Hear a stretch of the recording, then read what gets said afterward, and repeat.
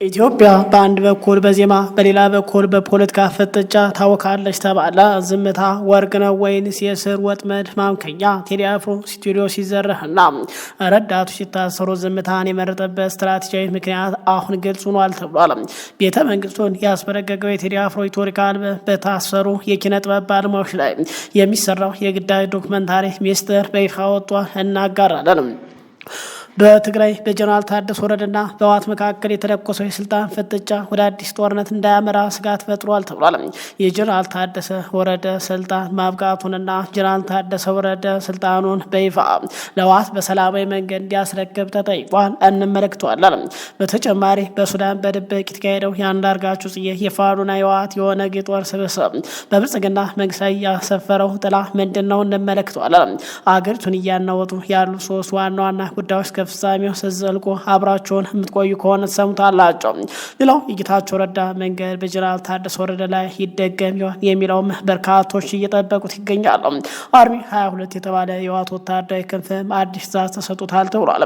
ክቡራን አድማጭ ተመልካቾች አብራችሁ ቆዩ። እኔንና ሌሎች በርካታ መረጃዎችን ትሰማላችሁ። መረጃውን ላይክና ሼር ማድረግ እስከ ፍጻሜው አብራችሁን ትቆዩ በአክብሮት እየጋበዝን በቀጥታ ወደ መረጃው እናመራለን። መልካም ቆይታ።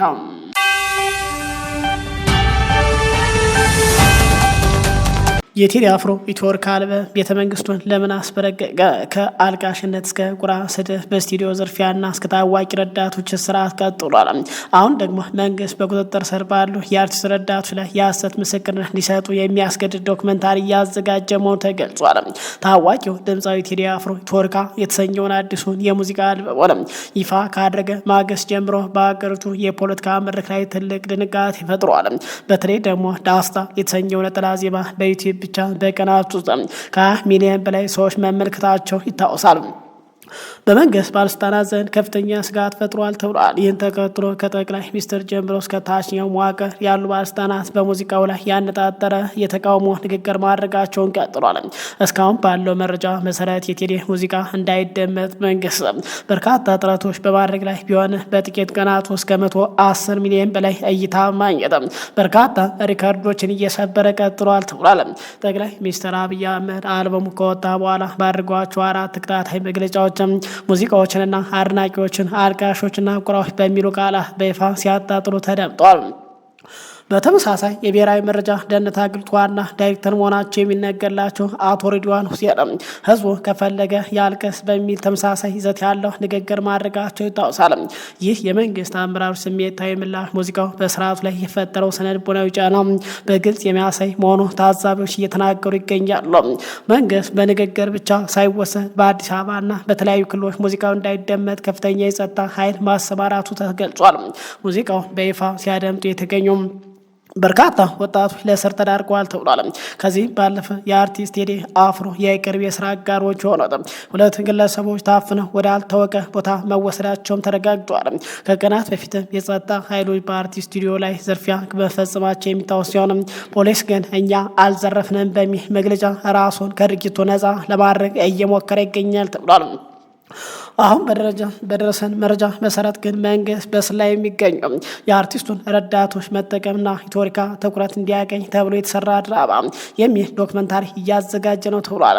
በተለይ በስር ላይ የምትገኘው የአርቲስቱን ምክትል ማናጀር የአርቲስት ቲቪ መግለጫውን ሳንከለከል እንደተከለከል አድርገን የገለጽ ነው አልበሙ ትኩረት እንዲያገኝ ማስታወቂያ ለመስራት ነው ብላ እንድትናገር ከፍተኛ ጫና እየተደረገባት መሆኑ ተሰምቷል።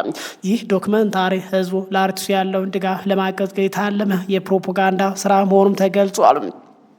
በአሁኑ ሰዓትም ከወደ ቤተ መንግስት የሚወጡ መረጃዎች እንደሚጠቁሙት መንግስት በአርቲስት ቴዎድሮስ ካሳሁን ላይ የጀመረውን ጫና ወደ መጨረሻው ምዕራፍ የተቃውሞ መግለጫ እንዲሰጥ ወይም ደግሞ በጉዳዩ ላይ በይፋ ተናግሮ ራሱን ለሕግ ጥሰት አሳልፎ እንዲሰጥ ከፍተኛ ጥረት እያደረጉ ይገኛሉ ተብሏል።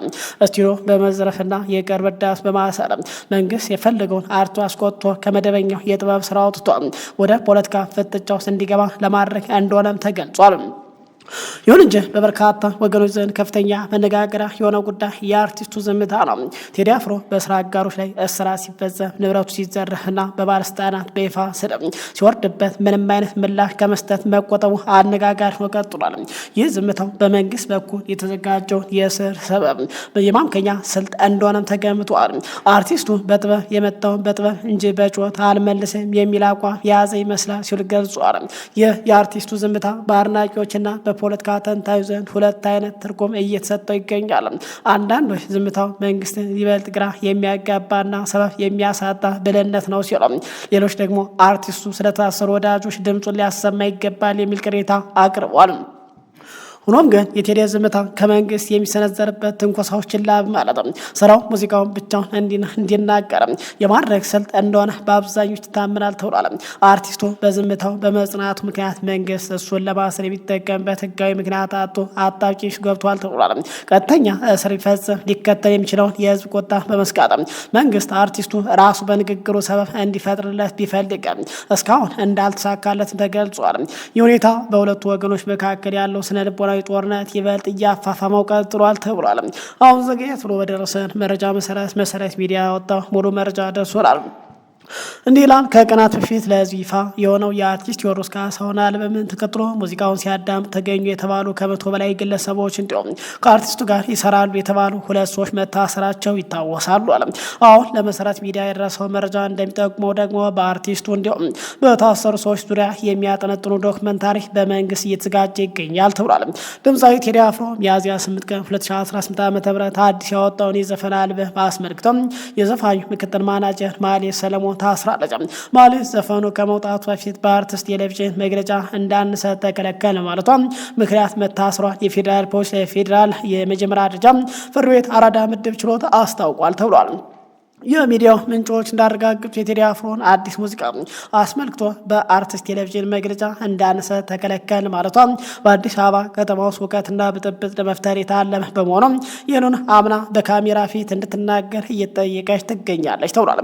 መግለጫው ሳንከለከል እንደተከለከለ አድርገን የገለጽነው አልበሙ በሕዝብ ዘንድ ትኩረት እንዲያገኝና ማስታወቂያ ለመስራት ነው ብላ ካሜራ ፊት ከተናገረች እንደምትለቀቅ እንደተነገራ ሰምተናል ብሏል። መሰረት ሚዲያ መረጃውን ይፋ ባደረገው መሰረት በተጨማሪም የዘፋኙ ስቱዲዮ አልተዘረፈም በሚል የህንፃውን ጥበቃዎች በመያዝ ስቱዲዮ እንዳልተዘረፈና ተፈጸመ ተብሎ ማህበራዊ ሚዲያ የተሰራጨው መረጃ ውሸት መሆኑን የሚገልጽ ሰዎችን አዘጋጅተው በካሜራ ቀርጸው መውሰዳቸውን ታውቋል ብሏል። አንድ ኮሚቴ ተዋቅሮ የማህሌት ንግግርና ሌሎች የህግ ባለሙያዎችን አክቲቪስቶችና የከተማ ነዋሪዎች በማካተት በዘፈን ሰበብ አመፅ ለመቀስቀስ ታስቦ እንደነበር የሚገልጽ ዘጋቢ ፊልም ማዘጋጀትም በስራ ላይ መሆኑን የመረጃ ምንጩ አረጋግጧል ብሏል። የዘጋቢ ፊልም ተዘጋጅቶ በቴሌቪዥን እስኪሰራጭ ድረስ ማህሌት ሰለሞን ከጠበቃዋ ጋር እንዳትገናኝ መከልከሏ ታውቋል። ግለሰቧ ፍርድ ቤት እንድትቀር የተደረገው ሌሎች ተጠርጣሪዎች ወደ ማረፊያ ቤት ከተመለሱ በኋላ ሌሎች ባለ ጉዳዮች ከፍርድ ቤት ቅጥር ግቢ ከወጡ በኋላ ችሎት እሷን ብቻ እንዲያስተናግድ ተደርጎ መሆኑን የመረጃ ምንጩ ገልጿል። የፌዴራል ፖሊስ ቲክቫ ለተባለው የቴሌግራም ቻናል በሰጠው ምላሽ ግን በምንም መልኩ ከአርቲስቱ ጋር የሚገናኝ የወንጀል ምርመራ ስራ የለንም፣ አልሰራንም፣ እሱ ላይ የቀረበ ጥቆማም የለም፣ እሱ የኛ ተጠርጣሪ አይደለም ማለቱ ይታወሳል። እሱ አርቲስት ነው፣ ሙዚቃውን አውጥቷል፣ ቤቱ ነው ያለው፣ በስርዓት እየኖረ ነው ያለው፣ በሱ ላይ የተደረገ ምንም አይነት ነገር የለም ሲል የገለጸው ፖሊስም ይህንን ልጁን ተጠቅመው ህዝቡ ላይ ሽብር ለመፍጠር የሚደረግ የሳይበር ወሬ ነው እንጂ በተግባር ቤት ሆነ በስርዓቱ እየኖረ ያለ ሰው ነው ሲሉ ተደምጧል። ይሁንና የአርቲስቱ ቴዎድሮስ ካሳሁን ስቱዲዮ መዘረፉን የአርቲስቱ የቅርብ ሰው ለዶቼ ቬለ ከ3 ቀን በፊት አረጋግጠዋል። መንግስት ጥበብን በፕሮፓጋንዳ በስዕል ለመጨፍለቅ የሚያደርገው ጥረት የት ሊያደርሰው ይችላል ሲሉ በርካቶች ጠይቀዋል። አርቲስቱ ላይ የሚሰነዘረው ስድቦችና የሚፈጸሙ እስራቶችስ የአልበሙን ተደራሽነት ይቀንሱታል ወይስ ደግሞ ይጨምሩታል? እናንተ በዚህ ጉዳይ ላይ ያላችሁን አስተያየት እንድታጋሩን በአክብሮት እየጋበዝን ወደ ቀጣይ መረጃ እናምራ።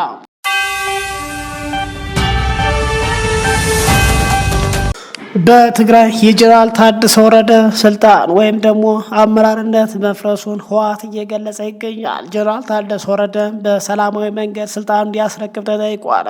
በትግራይ ክልል አዲስ የፖለቲካ ቀውስ ተከስቷል። ህወሓት ጊዜያዊ አስተዳደር ፈርሷል ሲል፣ ፕሬዝዳንት ታደሰ ወረደ ደግሞ ርክክብ አላደርግም እያሉ ነው ሲል ከሷል። የህዝብ ወያኔ ሓርነት ትግራይ ህወሓት በትግራይ ክልል ያለውን የፖለቲካ ሁኔታ ወደ አዲስ ምዕራፍ የሚወስድ ውሳኔ ማሳለፍ ተቀጥሎ ውጥረቱ አይሏል ተብሏል። የድርጅቱ ቃል አቀባይ አቶ ሚካኤል አስገዶም እንደገለጹ ከፌዴራል መንግስት ጋር የነበረው ግንኙነት ገመዱ ተበጥሷል። ለዚህም እንደ ምክንያት የቀረበው የፌዴራል መንግስት የፕሬዝዳንት ታደሰ ወረደን የስልጣን ዘመን ህወሓት ሳያማክር በአንድ ዓመት ማራዘሙን ብሏል። ቃል አቀባዩ ጊዜያዊ አስተዳደሩ እየፈረሰ ስለሆነ የቀድሞ የምክር ቤት መዋቅር ወደ ስራ ይመለሳሉ አለ። ህወሓት በ2012 ዓ.ም የተደረገው ምርጫ ታግዶ የቆየ እንጂ ፈጽሞ ያልፈረሰ መሆኑን በመጥቀስ ያ የምክር ቤት መዋቅር አሁን ዳግም ስራውን እንዲጀምር ወስነናል አሉ። ይህ ውሳኔ ግን በጊዜያዊ አስተዳደር ፕሬዝዳንት ሌተናል ጀነራል ታደሰ ወረደ ዘንድ ከፍተኛ ተቃውሞ ገጥሞታል። ፕሬዝዳንቱ ይህንን እርምጃ የፕሪቶሪያ የሰላም ስምምነት ውድቅ የሚያደርግና ክልሉን ወደ አዲስ ጦርነት ሊወስድ የሚችል ነው ሲሉ አስጠንቅቀዋል። ቃል አቀባዩ ሚካኤል አስገዶም እንደሚሉት ከሆነ ህወሓት ምክር ቤቱን ከመለሰ በኋላ አዲስ ፕሬዝዳንትና ካቢኔ ይሰይማል ብሏል። ጀነራል ታደሰ ወረደ ለሚመረጠው አዲስ ፕሬዝዳንት ሰላማዊና ዲሞክራሲያዊ ርክክብ ማድረግ እንዳለባቸው የገለጸው ቃል አቀባዩ ከዚህ ውጭ ግን የሚሄዱ ከሆነ ግን ስህተት ነው የሚሆነው ሲሉ ማስጠንቀቂያ ያዘለ መልእክት አስተላልፈዋል። ሆኖም ፕሬዝዳንቱ ስልጣን ለማስረከብ ፈቃደኛ ካልሆነ ህወሓት ምን አይነት እርምጃ እንደሚወስድ እስካሁን በግልጽ አልታወቀም። በዚህ ሁሉ ውዝግብ ውስጥ የጠቅላይ ሚኒስትር ጽሕፈት ቤት መጀመሪያ ላይ የፕሬዝዳንቱ ስልጣን ሲያራዝም የተጠቀመው መመሪያ በስህተት የተጠቀሰ መሆኑን በኋላ ማስተካከያ ማድረጉን ገልጿል። የጠቅላይ ሚኒስትር ፕሬስ ሴክሬታሪያ ወይዘሪት ቢሌኔ ስዩም ውሳኔ በ2015 ዓመተ ምህረት በወጣው ደንብ መሰረት በመሆኑ ህጋዊ ነው ብለዋል። ይሁን እንጂ የፌዴራል መንግስት ህወሓት ምክር ቤቱን ለመመለስ የወሰነው ውሳኔ በተመለከተ እስካሁን በይፋ የሰጠው አንዳች ምላሽ የለም። በትግራይ ክልል ሁለት መንግስት ሊኖር ይችላል ወይስ የቀድሞ ምክር ቤት ጊዜያዊ አስተዳደሩ ሙሉ በሙሉ ይተካዋል? የጀነራል ታደሰ ወረደ ማስጠንቀቂያ የህወሓት ግትር አቋም ክልሉን ወዴት እየወሰደው ይሆን የሚለው የበርካቶች ጥያቄ ሆኖ ቀጥሏል። ይህን ተከትሎ በትግራይ በጀነራሉ ደጋፊና በህወሓት መካከል ፍጥጫው ተጠናክሮ ሲቀጥል በርካቶች ውጊያ ይነሳል በሚል አካባቢን ጥለው በመሰደድ ላይ መሆናቸውም ተነግሯል። በርካቶች በሚሰጡት ሀሳብ ጀነራል ታደሰ ወረደ በመጨረሻ በተመሳሳይ የጌታቸው ረዳን መንገድ ሊከተሉ እንደሚችሉ ገልጿል። በስራቸው ያሉ አመራሮች የት ይገባሉ? በተመሳሳይ ጀነራል ታደሰን ተቀጥለው ወደ አዲስ አበባ ይሸሻሉ ወይስ ወደ ህወሓት አብረን የምናየው ይሆናል? ይህ ባለበት ግን ከሰሞኑ የብልጽግናው መንግስት ለመጣል የሚፋለሙና የሚያስቡ ኃይሎች በሱዳን ስብሰባ ማድረጋቸው ተሰምቷል። የቀድሞ የግንቦት ሰባት ምክትል ሊቀመንበርና በለውጡ መጀመሪያ ሰሞን የቤተ መንግስት ቅርብ እንደነበረው የሚነገርላቸው በአሁኑ ወቅት ግን የብልጽግና መንግስት ጠንካራ ተቃዋሚ የሆኑት አንጋፋው ፖለቲከኛ አቶ አንዳርጋቸው ጽጌ በሱዳን በተካሄደ ስብሰባ ላይ መሳተፋቸውን ተሰምቷል። በዚሁ የሱዳን ስብሰባ ላይ የህወሓት የሻዕቢያ ኤርትራና የፋኖ ከፍተኛ አመራር ተወካይ መገኘታቸው ተሰምቷል። ከቀናት በፊት በተካሄደው በዚህ ውይይት ላይ አቶ አንዳርጋቸው ካሉበት ሀገር ሆነው በቪዲዮ መግለጫ መስጠታቸው ታውቋል። ይሁን እንጂ እርሳቸው ማንን ወክለው በስብሰባው ላይ እንደተገኙ ግን በግልጽ የተጠቀሰ ነገር የለም። በሌላ በኩል ግን የፋኖ ተወካይና የሱዳን ወታደራዊ መንግስት ባለስልጣናት በስፍራው መገኘታቸው ተገልጿል። ከዚህ በተጨማሪ የኦሮሞ ነጻነት ጦር ኦላ ተወካዮች በክብር እንግድነት በቪዲዮ ኮንፈረንስ አማካኝነት በውይይቱ ላይ ተሳታፊ መሆናቸው ታውቋል። ይህ በእንዲህ እንዳለ በፌዴራል መንግስት አማካኝነት የስራ ዘመናቸው ለተጨማሪ 1 ዓመት ተራዘመላቸው ጀነራል ታደሰ ወረደ ስልጣን እንግዲህ እንደማይቀበል ተገልጿል። በአጠቃላይ ይህንን ተከትሎ በትግራይ ዳግም ጦርነት ይነሳል የሚል ሽብር ተፈጥሯል። በአጠቃላይ በትግራይ ምን ይሆናል የሚለውን መረጃውን እየተከታተሉ ወደ እናንተ የምናጋራ ይሆናል። ክቡራን አድማጭ ተመልካቾች ሰዓቱ መረጃ ይመስላል። ሰዓታት በኋላ በሌላ አዳዲስ ወቅታዊ መረጃ እንገናኛለን። እስከዛው ሰላም ቆዩ።